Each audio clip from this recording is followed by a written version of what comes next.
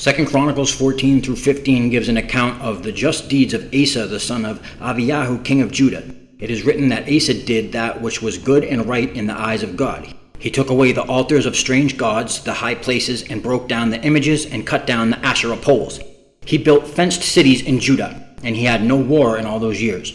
Asa's army numbered 300,000 out of the tribe of Judah and 280,000 out of the tribe of Benjamin.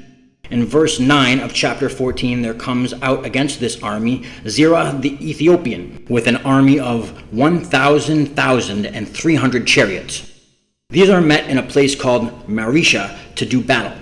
Verse 11, Asa cries out to God, Yahuwah, it is nothing with you to help, whether with many or with them that have no power. Help us, O Lord, for we rest on you, and in your name we go against this multitude. O Yahweh, you are our God, let no man prevail against you. Note, the words cry out in Hebrew are translated kara or waikra. In Greek, it is boel. This may or may not have anything to do with the word Kaaba, but one cannot be certain. The word Kaaba itself in Hebrew means extinguish, and soon enough you will see why this is important to the case presented. In 2 Chronicles 14 verse 12 we read that it is God himself who smote the Ethiopians before Asa, not that he gave the power to Asa's army to overtake their enemy. In verse 12, so Yahuwah smote the Cushaim before Acah and before Yehudah, and the Coashim fled. Whatever God smote the Ethiopians with, verse 13 says that Asa pursued them unto Gerar, and they were overthrown, that they could not recover themselves, for they were destroyed. In chapter 15 of 2 Chronicles, King Asa takes to mind and action the prophecy of Oded. He took courage, so the task must have called for courage, and put away the abominable idols out of all the land of Judah and Benjamin, and the cities which he had taken. His people entered into a covenant with God to seek him with their whole desire. Now in verse 16 of chapter 15 we read also concerning Mecca, the mother of Asa the king. He removed her from being queen because she had made an idolatrous Asherah pole, and Asa cut down her idol and stamped it and burnt it at the brook of Kidron. Right away I'm sure you can see similarities between the name Mecca and the name Mecca, the Islamic city which houses the Kaaba. Also we see that the idol of Mecca is burned, and the Hebrew word for extinguish is Kaaba.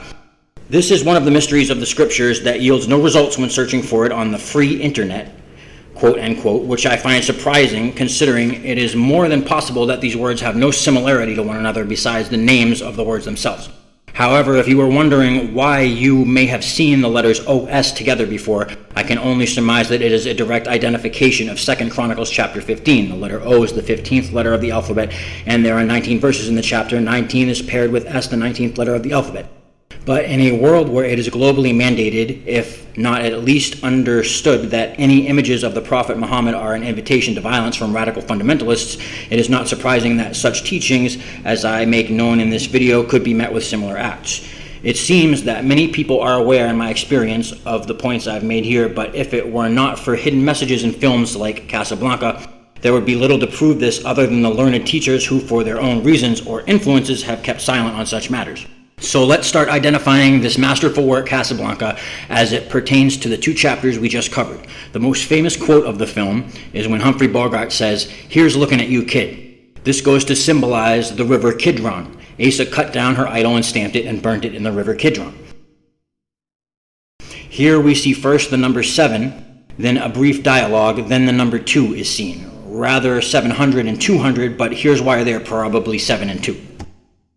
Asa is also recorded in 1 Kings chapter 15. Verse 10 tells that his mother was Maacah, daughter of Abishalom. Verse 13, even her he removed from being queen because she had made an idol in a grove, and Asa destroyed her idol and burnt it by the brook Kidron. There are 34 verses in 1 Kings 15, and 3 and 4 can be reduced to 7 using the numerical means of understanding that can often go hand in hand with madness. Though this may be in fact the 7 the film alludes to, the 2, however, is the real number for the seeker to pay attention to, and here's why. If you haven't already guessed, there are 2 occult origins of the Black Stone of Mecca on the Kaaba in Saudi Arabia, at least pertaining to these chapters. Origin 1 is that when God smote the Ethiopians in 2 Chronicles 14, he did so by means of some meteor storm which left meteorites in the place where Asa did battle with the Ethiopians. Perhaps one of these cosmic stones by some means was brought to the Kaaba and fastened to the temple.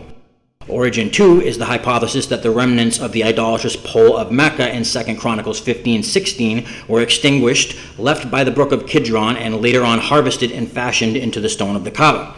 It is interesting that in 1 Kings 15 we meet the character King Baasha, sovereign of Israel, who butts heads with King Asa of Judah.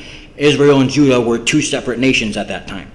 As much as Baasha could be said to precede the name Baka or Kaaba, bear with me now, my own personal beliefs are a bit more obvious when looking for answers as to the origins of the Kaaba. This previous bit of obscure lore really does make me wonder, but when looking at the words Kaaba, which can become Baka if reversed, how can one not think of Bacchus, the Greek god of the intoxicant, theater, and excess? The Greeks had a world empire, the second of its kind after Babylon, and it is not at all too far-fetched to me to think that the cult of Bacchus or Dionysus had stretched as far as Saudi Arabia and beyond. Indeed, a god of wine and drugs would probably stretch farther than perhaps any other deity.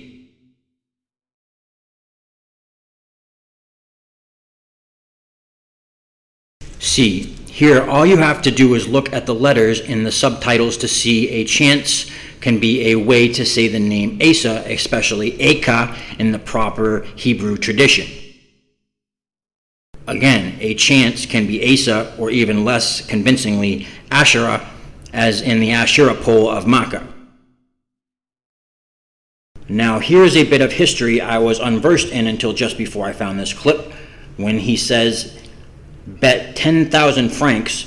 All you need is a brief history of Europe's dark ages to know of the Islamic invasion and occupation of the Iberian Peninsula or Spain, and of the army of the Franks, who kept the Umayyad Caliphate from advancing further north. Without the Franks, the originators of the European nations, the Muslim armies could have taken much more than just Spain.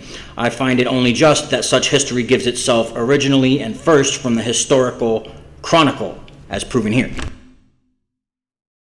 Now, this might be overstepping my observational boundaries, but for the sake of the subject, I'm going to bring us back to the word kid. If you hadn't already figured it out by now, it's a code word amongst the people who decided everyone else isn't capable of handling their own reality if made aware of the biblical gnosis privy to the chosen, that our little minds would just combust under the sheer magnitude of what may or may not be something. So when you see or hear the word kid, it refers to the brook of Kidron in this video, and more so to the river and valley of Kidron, a national defensive to the eastern borders of Israel. Hopefully that helps some of you braves. I find it interesting also that the word Wadri in Arabic is the name for a river, and this topographic picture of Jerusalem, a holy city in the Quran as well, bears a striking resemblance to the Arabic name for God, Allah. It's things like this that go above and beyond the comprehension of conspiracies and give credit to the true author of majesties.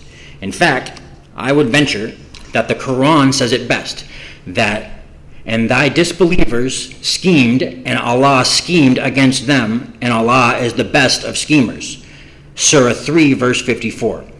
I can only hope this information was helpful to you, and that if your curiosity should put upon you to discover more lessons pertaining to God's holy scriptures and learn more of how such things over time were made clear to myself, that you would subscribe to my channel, like or dislike the segments, and most importantly, to share the information with others.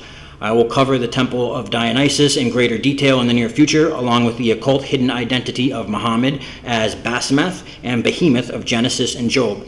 Remember, I said the occultist's hidden identity, and that I'm only presenting my findings over weary years of authoritative oppression.